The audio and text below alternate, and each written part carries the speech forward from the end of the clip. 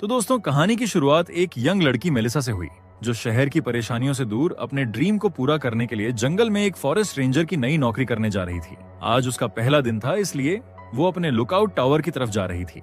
रास्ते में उसका बॉयफ्रेंड उसे लगातार मैसेज भेज रहा था। इन्हीं मैसेजों के कारण मेलिसा कुछ देर अपने फोन में उलझ गई, लेकिन जैसे ही उसने फिर से सड़क की तरफ देखा, अचानक उसे बीच सड़क पर एक आदमी खड़ा दिखाई दिया। ये देखकर वो घबरा गई और तुरंत अपनी कार जोर से ब्रेक लगाकर रोक दी। फिर वो आदमी को देखने के लिए कार से बाहर उतरी, लेकिन वहाँ उसे कोई दिखाई नहीं दिया। मेलिसा समझ नहीं पाई कि वो आदमी अचानक कहाँ चला गया। फिर जैसे ही वो वापस अपनी कार की ओर मुड़ी, वही आदमी अचानक उसके पीछे खड़ा दिखाई दिया। उसने उसे डांट कर कहा कि यहाँ इस तरह खड़े होना खतरनाक है, लेकिन वो आदमी कुछ नहीं बोला। उसने सिर्फ इशारों में बताया कि उसे बात करने की अनुमति नहीं है। मेलिसा को यह सब बहुत अजीब लगा और वो सोचने लगी कि ये आदमी आखिर है कौन। तभी वहाँ सैम नाम का एक और आदमी पहुंच गया अपने दोस्त के साथ। सैम ने बताया कि ये उसका दोस्त स्कीयर है और वो जंगल के इस इलाके की निगरानी कर रहा था। ये सुनकर मेलिसा की थोड़ी टेंशन कम हुई, लेकिन तभी मेलिसा की नजर उनके हथियारों पर पड़ी, जिससे उसे शक हुआ कि शायद वे यहाँ हंटिंग कर रहे हैं। ये सुनकर सैम ने उसे समझाया कि वे सिर्फ इलाके की निगरानी कर रहे हैं और हथियार वे अपनी सुरक्षा के लिए साथ रखते हैं। उसने ये भी बताया कि जंगल में हथियार रखने पर कोई प्रतिबंध नहीं है, इसलिए चिंता की कोई बात नहीं है। मेलिसा को उन्हें रोकने की कोई वजह नहीं मिली, इसलिए वो उन्हें जाने देती हुई आगे बढ़ गई। फिर थोड़ा आगे बढ़ने पर वो अपने लुकआउट टावर के पास पहुंच गई, जहां एक बंद गेट था। वो कार से उतरी, गेट खोला और कार अंदर ले गई। फिर वो वापस बाहर आकर गेट बंद करने लगी, लेकिन उसे ये ध्यान नहीं रहा कि उसी समय उसकी कार का रेडियो अचानक गड़बड़ करने लगा था। खैर, जैसे ही वो गेट बंद कर रही थी, दूर से एक अनजान कार तेज रफ्तार में उसकी तरफ आती दिखाई दी। मेलिसा घबरा गई और जल्दी जल्दी गेट बंद करने लगी। वो कार उसके बिल्कुल सामने आकर रुक गई और उसमें बैठा अजनबी आदमी उसे घूरता हुआ देखने लगा, जिससे माहौल अजीब और तनाव भरा हो गया। इसलिए किसी परेशानी में पड़े बिना मेलिसा ने तुरंत गाड़ी में बैठकर वहां से निकल जाना ही सही समझा। जिसके बाद वो अपने लुकआउट टावर पहुंच गई। वहां उसे बिली नाम का एक नौजवान मिला, जो काफी जल्दी में दिखाई दे रहा था। मेलिसा ने उसे रास्ते में हुई उस अजीब घटना के बारे में बताया, लेकिन बिली ने उसकी बातों में कोई दिलचस्पी नहीं दिखाई। उसने बस इतना कहा कि कैप्टन एजवुड बहानों को पसंद नहीं करते। फिर वो बोला कि ये काम ज्यादा मुश्किल नहीं है और उसके पास यहाँ काफी खाली समय रहेगा। उसने ये भी बताया कि उसने इस इलाके में कई अजीब चीजें देखी हैं। ये सुनकर मेलिसा थोड़ी घबरा गई। बात खत्म होते ही बिली ने जल्दी से कार की चाबी उठाई और बिना समय गवाए वहां से चला गया। बिली के जाने के बाद मेलिसा उत्साहित होकर लुकआउट टावर पर चढ़ गई। वहां उसे कुछ बुनियादी सामान मिला। फिर कुछ देर बाद उसे बोरियत महसूस होने लगी, इसलिए उसने सोचा कि अब सामान अंदर ले जाना चाहिए। जिसके बाद उसने रेडियो से संपर्क करने की कोशिश की, लेकिन रेडियो काम नहीं कर रहा था क्योंकि जनरेटर बंद था। इसलिए वो तुरंत नीचे उतरी और जनरेटर चालू की। तभी समय देखकर उसे एहसास हुआ कि वो अपनी रिपोर्ट देने में देर कर चुकी है। काफी कोशिश के बाद जब उसने रेडियो पर संपर्क किया, तो उसके बॉस ने पहले ही दिन देर होने पर नाराजगी जताई। मेलिसा कारण बताने की कोशिश करती रही, लेकिन जैसा बिली ने कहा था, बॉस ने उसके किसी भी बहाने पर विश्वास नहीं किया और उसे अधिक जिम्मेदार बनने की सलाह दे दी। इसके बाद मेलिसा दूरबीन से जंगल की निगरानी कर रही थी ताकि अपनी रिपोर्ट लिख सके। तभी अचानक एक पक्षी उड़ते हुए कांच से टकराया और नीचे गिर गया। ये देखकर वो चौंक गई। फिर मेलिसा ने दिन की रिपोर्ट पूरी की और रेडियो बंद कर दी। पहले ही दिन इतनी परेशानियां होने से वो थोड़ा निराश हुई, लेकिन उसने हिम्मत नहीं हारी। वो नीचे उतरी और पक्षी को दफनाने से पहले उसकी एक फोटो खींची। फिर शाम होते होते उसने दिन की आखिरी रिपोर्ट भेजी और कुछ देर ऊंचाई से जंगल का खूबसूरत नजारा देखती रही। वहां की शांति उसे थोड़ी राहत दे रही थी। फिर रात में जब वो खाना बना रही थी, तभी उसे रेडियो पर किसी और रेंजर की आवाज सुनाई दी। मेलिसा तुरंत रेडियो के पास गई और उससे संपर्क किया। वो रेंजर एक दूसरे स्टेशन पर काम कर रहा था।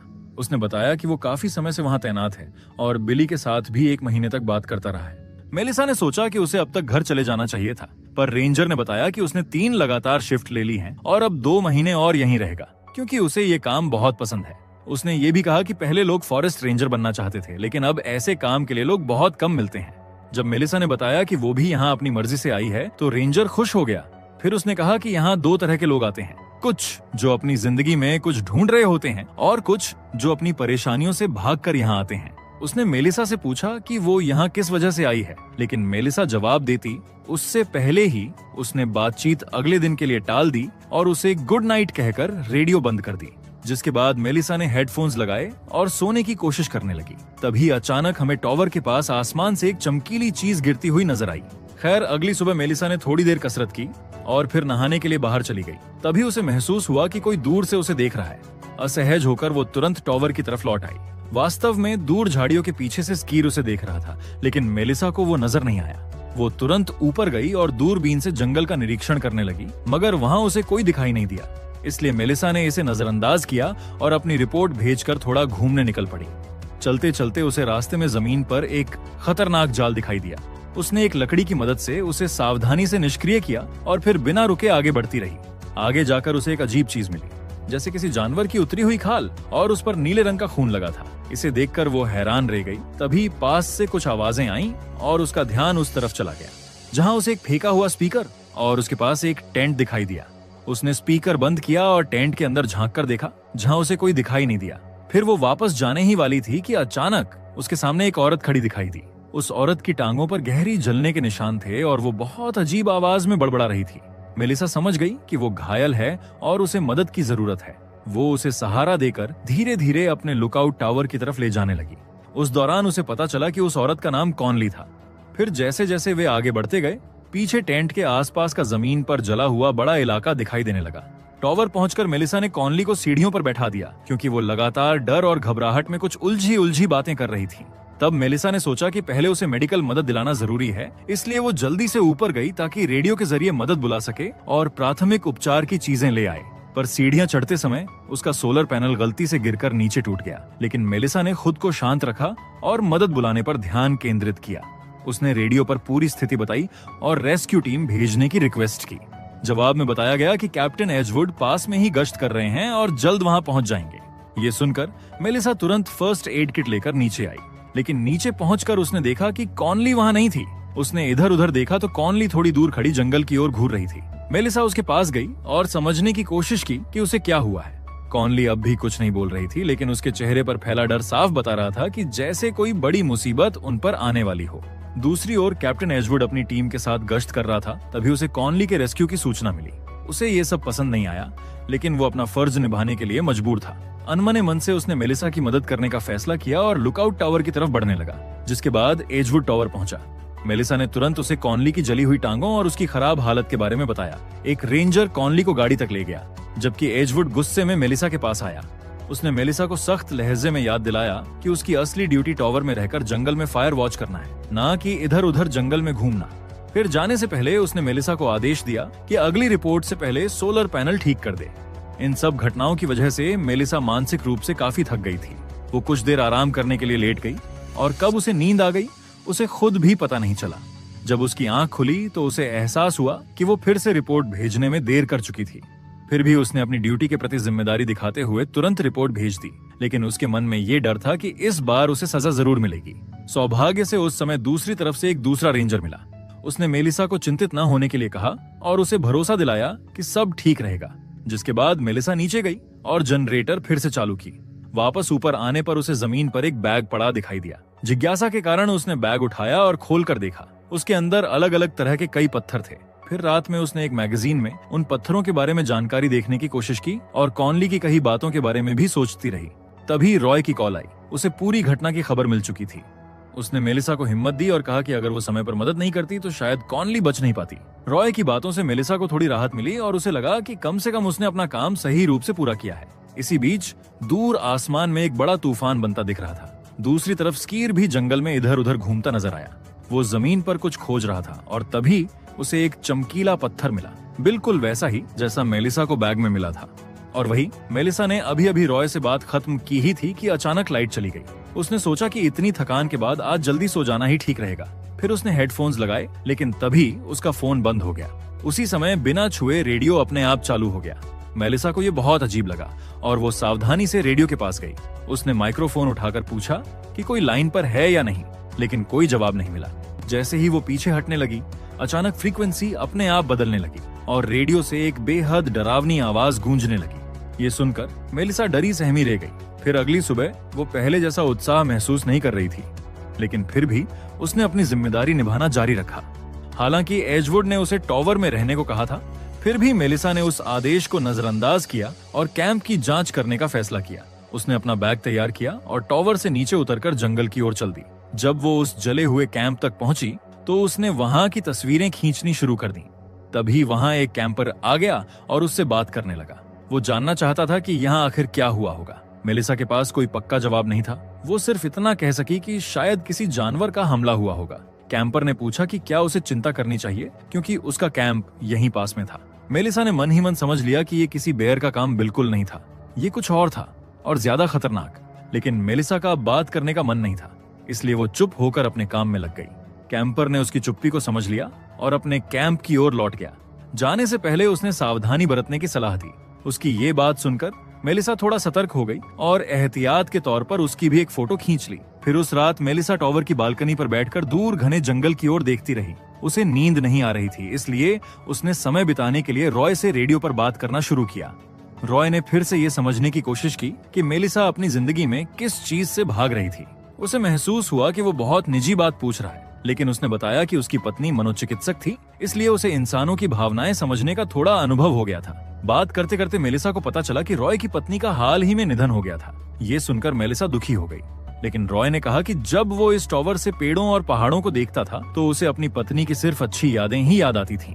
रॉय की बातें सुनकर मेलिसा को उससे अपनापन महसूस होने लगा, इसलिए उसने अपने दिल की बात बतानी शुरू की। उसने बताया कि वो यहाँ इसलिए आई थी ताकि अपनी जिंदगी में कुछ नया अर्थ ढूंढ सके। वो अपनी पुरानी जिंदगी में बिल्कुल खुश नहीं थी और उसे लगा था कि इस जगह पर रहकर वो खुद को ठीक कर पाएगी। उसे ये भी एहसास था कि वो अपनी परेशानियों से भाग रही थी, लेकिन रॉय ने उसे हिम्मत दी कि वो अपने डर का सामना करे और अपने लिए वही काम करे जिससे उसे सच्ची खुशी मिल सके। फिर अगले दिन की सुबह मेलिसा ने रोज की तरह अपनी ड्यूटी पूरी की और फिर जल्दी से जंगल की ओर निकल पड़ी। वही रहस्यमयी आदमी जिसे उसने पहले देखा था, वो भी उसी जंगल में घूमता नजर आया। खैर, जंगल में आगे बढ़ते हुए मेलिसा को अचानक एक डरावनी आवाज सुनाई देने लगी। वो आवाज लगातार तेज होती गई, जिसके कारण मेलिसा डर कर भागने लगी। लेकिन भागते समय उसका पैर एक छिपे हुए जाल में फंस गया। वो खुद को छुड़ाने की कोशिश करती रही, पर पैर में तेज दर्द होने लगा और उसका डर और बढ़ गया, क्योंकि वही भयानक आवाज फिर से आसपास गूंजने लगी थी। तभी वही रहस्यमयी आदमी वहां आ पहुंचा और उसने मेलिसा को जाल से निकलने में मदद की। हालांकि उसने उसे बाहर निकाल दिया, लेकिन मेलिसा अब भी उस पर भरोसा नहीं कर पा रही थी। दर्द के कारण वो मुश्किल से खड़ी हो पाई और सोचने लगी कि शायद वो अब चल नहीं सकेगी। ये समझकर आदमी ने तुरंत उसे टॉवर तक छोड़ने की बात कही, लेकिन ये सुनकर मेलिसा चौंक गई, क्योंकि उसने उसे कभी अपने लुकआउट टॉवर के बारे में बताया ही नहीं था। आदमी ने दावा किया कि मेलिसा ने ही पहले बताया था, लेकिन मेलिसा को अब उसकी हर बात अजीब लगने लगी। ये सोचकर वो धीरे धीरे पीछे हटने लगी और उसने साफ कर दिया कि अब उसे किसी मदद की जरूरत नहीं है। वो उसका भरोसा जीतने की लाख कोशिश कर रहा था, लेकिन मेलिसा सतर्क रहती हुई उससे दूर जाने लगी। अचानक वो आदमी गुस्से में आ गया और जोर देकर कहा कि उसे हर हालत में मेलिसा को वापस ले जाना होगा। ये सुनते ही मेलिसा डर गई, लेकिन उसने तुरंत हिम्मत जुटाई और अपना बेयर स्प्रे निकालकर उसकी ओर तान दी। आदमी ने उसका ये कदम गलत बताया और गुस्से में कहा कि मेलिसा के पास ऐसी चीज है जो उसी की है। उसने चेतावनी दी कि वो चीज लेकर ही रहेगा, चाहे मेलिसा उसकी बात माने या ना माने। जैसे ही वो आदमी आगे बढ़ा, मेलिसा ने तुरंत उस पर बेयर स्प्रे मारा, लेकिन उसका कोई असर नहीं हुआ। इससे वो आदमी और भी ज्यादा गुस्से में आ गया। उसने स्प्रे उसके हाथ से छीन लिया और जोर देकर उसे अपने साथ चलने को कहा। इसी दौरान सैम और बक वहां पहुंच गए और स्थिति को समझते ही सैम ने तुरंत मेलिसा को पकड़कर पीछे कर दिया, जबकि बक वहीं खड़ा होकर उस आदमी को रोकने के लिए उसके सामने डट गया। वो आदमी लगातार बक की ओर बढ़ता गया। बक ने बंदूक चलाने की कोशिश की, लेकिन वो निशाना चूक गया। फिर अगले ही पल वो आदमी बक तक पहुंच गया और उसकी गर्दन पकड़ लिया। फिर उसने बक की जेब से एक अजीब सा वस्तु निकाला और उसी क्षण उसने बक को बेरहमी से मार डाला। यह भयावह दृश्य देखकर सैम और मेलिसा घबरा गए और अपनी जान बचाने के लिए तेजी से कार की तरफ भागे।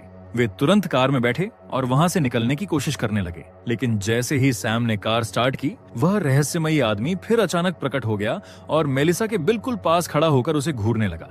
इससे पहले कि कार आगे बढ़ पाती, उस आदमी ने अपनी अलौकिक ताकत से कार को पकड़कर रोक लिया। तभी मेलिसा ने तेजी से प्रतिक्रिया दी। उसने सैम का धनुष उठाया और उस आदमी पर निशाना साधा। ये देखकर उस आदमी ने कार छोड़ दी और उन्हें चेतावनी दी कि वो जल्द ही फिर मिलेगा। रास्ते में सैम मेलिसा पर नाराज था, क्योंकि वो पहले ही उसे यहाँ के अजीब और खतरनाक लोगों के बारे में चेतावनी दे चुका था। मेलिसा अभी भी सदमे में थी और समझ नहीं पा रही थी कि वो आदमी आखिर था कौन। सैम ने साफ बताया कि वो कोई नॉर्मल इंसान नहीं था, बल्कि किसी शैतान जैसा प्राणी था। मेलिसा का मन अब और भी बेचैन होने लगा। तभी उसने सैम से पूछा कि स्कीयर कहाँ है। सैम ने कहा कि वे उसी को ढूंढने जा रहे हैं, क्योंकि वो भी उस हमले के दौरान कहीं गायब हो गया था। वे आगे बढ़े और कुछ दूरी पर स्कीर घायल हालत में पड़ा मिला। सैम तुरंत नीचे उतरा और स्कीर की मदद करने के लिए उसके पास गया, जबकि उसने मेलिसा को कार में ही रहने को कहा। लेकिन तभी मेलिसा को वो आदमी वापस आता दिखाई दिया। वो डर गई और सैम को सावधान करने के लिए हॉर्न बजाने लगी। उसने कार स्टार्ट करने की भी कोशिश की, पर कार चालू ही नहीं हुई।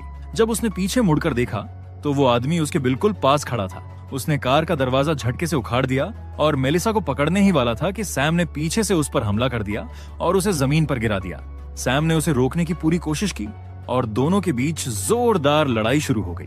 बीच में सैम ने अपनी जेब से वह चमकीला पत्थर निकाला और उसका ध्यान भटकाने के लिए दूर फेंक दिया। पत्थर वहां से गिरते ही वह आदमी कुछ पल के लिए रुक गया, लेकिन सैम ने मौका नहीं छोड़ा और तुरंत उसे पकड़कर उसकी गर्दन दबाने लगा। इस मौके का फायदा उठाकर मेलिसा भागी और पास के एक कैबिन में छिप गई, लेकिन वो आदमी जल्दी ही सैम पर भारी पड़ गया और उसने उसे चाकू से मार डाला। उसने सैम से वो अजीब ऑब्जेक्ट उठा लिया और मेलिसा की तरफ बढ़ने लगा। मेलिसा घिसटकर दूर जाने की कोशिश कर रही थी, लेकिन वो उसे ढूंढता हुआ कहने लगा कि उसे सिर्फ वही चीज चाहिए जो मेलिसा उससे लेकर आई है। उसने चेतावनी दी कि भागने की कोई जगह नहीं है, अगर वो मान जाए तो वो शायद उसे छोड़ दे। फिर वो पास के टेंट की तरफ बढ़ा, ये सोचकर कि मेलिसा वहीं छिपी है, लेकिन ये एक ट्रैप था जिसका फायदा उठाकर मेलिसा दूसरी तरफ से भाग गई। तभी स्कीयर फिर दिखाई दिया। उसने उस आदमी से पूछा कि उसने उसके साथ क्या किया है। वो आदमी मुस्कुराता हुआ बोला, मैंने तुम्हें ऐसा गिफ्ट दिया है जो तुम्हारा इंसानी शरीर कभी नहीं दे सकता था। ये समझकर स्कीयर ने मेलिसा को भागने के लिए कहा और खुद उस आदमी का सामना करने लगा, लेकिन वो आदमी बिजली जैसी तेजी से उसके पास पहुंचा और लगातार वार करके स्कीयर को मार दिया। लड़ाई के बीच उस रहस्यमयी आदमी की नजर अब फिर से मेलिसा पर जा टिकी थी। मेलिसा डरकर पीछे हटने लगी और भागने की कोशिश करती रही, लेकिन उसकी अलौकिक तेजी के सामने भागना बेकार था और कुछ ही पलों में वो उसके सामने पहुंच गया। मेलिसा ने पास पड़ी एक लकड़ी उठाई और खुद को संभालने की कोशिश की। उसके मन में बस एक ही सवाल था, ये आदमी आखिर उससे चाहता क्या है। वो आदमी बस मुस्कुराया, जैसे उसे पता हो कि मेलिसा अभी तक सच्चाई नहीं जानती। मेलिसा ने उस पर वार करने की कोशिश की, लेकिन उसने आसानी से उसके हमले को रोक लिया। इसी दौरान मेलिसा की नजर उसके हाथ में पहने हुए एक अजीब से ताबीज पर पड़ी। उस आदमी के इशारों से साफ लग रहा था कि यह सिर्फ किसी बड़ी वस्तु का छोटा सा हिस्सा था और मेलिसा उससे जुड़ी कुछ महत्वपूर्ण बात से अनजान थी। फिर उसने मेलिसा के बाल पकड़कर उसे घसीटना शुरू किया, लेकिन मेलिसा ने जमीन से एक पत्थर उठाया और उसकी कलाई पर जोर से मारा, जिससे ताबीज खराब हो गया। ये देखकर वो आदमी गुस्से से पागल हो गया और मेलिसा पर हमला करने पीछे मुड़ा, लेकिन तभी मेलिसा ने उसी पत्थर से उसके सिर पर जोर से वार किया और कुछ ही सेकंड में उसके सिर से नीला खून बहने लगा। फिर मौका मिलते ही मेलिसा वहां से भागी। वो आदमी अपने सिर से निकलते नीले खून को देखकर और ज्यादा क्रोधित हो गया। वो आदमी मेलिसा का पीछा करता करता रहा, लेकिन उसका शरीर कमजोर पड़ता जा रहा था। फिर मेलिसा दौड़ती हुई अपने लुकआउट टावर पहुंच गई। वो जल्दी से ऊपर चढ़ी, उस अननोन स्टोन्स को छुपाया और अपनी सुरक्षा के लिए एक एक्स उठा लिया। इसी समय टावर में एक अजनबी दिखाई दिया। ये देखकर वो और डर गई और सतर्क होकर पीछे हट गई। फिर उसे पता चला कि वो अजनबी और कोई नहीं बल्कि वही रॉय था जिससे वो हर रात रेडियो पर बात किया करती थी। लेकिन तुरंत ही वो रहस्यमयी आदमी ऊपर आ गया और रॉय को जोर से धक्का देकर टावर से नीचे फेंक दिया। अब वो आदमी टावर में घुसकर उन पत्थरों को ढूंढने लगा। मेलिसा डरते हुए नीचे गिरे रॉय को देख रही थी। हिम्मत जुटाकर मेलिसा ने फैसला किया कि वो मुकाबला करेगी। उसने बाकी बचे स्टोन्स उठाए और टावर से नीचे फेंक दिए। वो आदमी उन स्टोन्स के पीछे दौड़ पड़ा। मेलिसा भी एक्स लेकर नीचे उतरी और रॉय के पास गई। रॉय अभी जिंदा था, लेकिन बहुत गंभीर रूप से घायल था। उधर वो आदमी घबराकर स्टोन्स ढूंढने लगा, लेकिन उसे एहसास हुआ कि ये तो नॉर्मल पत्थर है। वो गुस्से में मेलिसा की तरफ बढ़ा और जैसे ही वो हमला करने गया, मेलिसा ने एक्स उसके कंधे पर मार दिया, जिसके कारण वो दर्द से जमीन पर गिर पड़ा और मेलिसा थक कर वहीं बैठ गई। उसी समय हमें पता चलता है कि ये क्रीचर अपनी चेतना किसी भी शरीर में डाल सकता है। तब अचानक रॉय का शरीर अजीब तरह से कांपने और हिलने लगा, मानो वो प्राणी उसे अपने वश में करने की कोशिश कर रहा हो। रॉय को हिलते डुलते देखकर मेलिसा डरकर कार की तरफ भागी। उसने हेल्प के लिए रेडियो उठाया तो क्रिएचर ने खुद रेडियो पर बोलना शुरू कर दिया। फिर वो रॉय का शरीर घसीटता हुआ मेलिसा की तरफ आने लगा, लेकिन रॉय के गंभीर घावों के कारण वो उसका शरीर छोड़ने पर मजबूर हो गया और कुछ ही सेकंड में रॉय अपनी सामान्य अवस्था में लौट आया और जमीन पर गिरकर सांसें लेने लगा।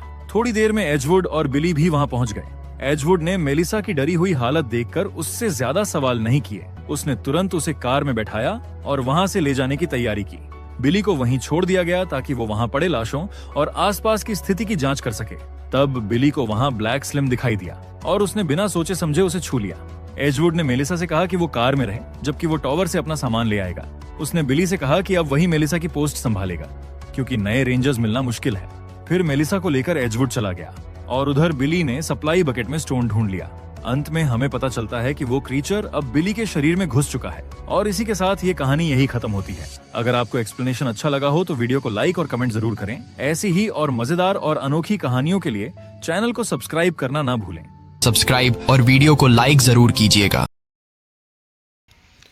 दोस्तों, मैंने आप लोगों के लिए ये मूवी क्लिप ली थी यूट्यूब से और मैंने आप लोगों को दिखाया यूट्यूब पे कैसे क्या हॉलीवुड मूवी एक से एक बेहतरीन रहती है मेरी दोस्तों। बाकी आप लोग देख सकते हो एक से एक बेहतरीन चैनल एंड वीडियो। और हॉलीवुड का तो दोस्तों एक्शन ही बेअंदाज है, आप लोग देख सकते हो, क्योंकि मेरी हर एक मूवी आप लोगों को अलग ही अंदाज और अलग ही एक्शन में मिलेगी दोस्तों।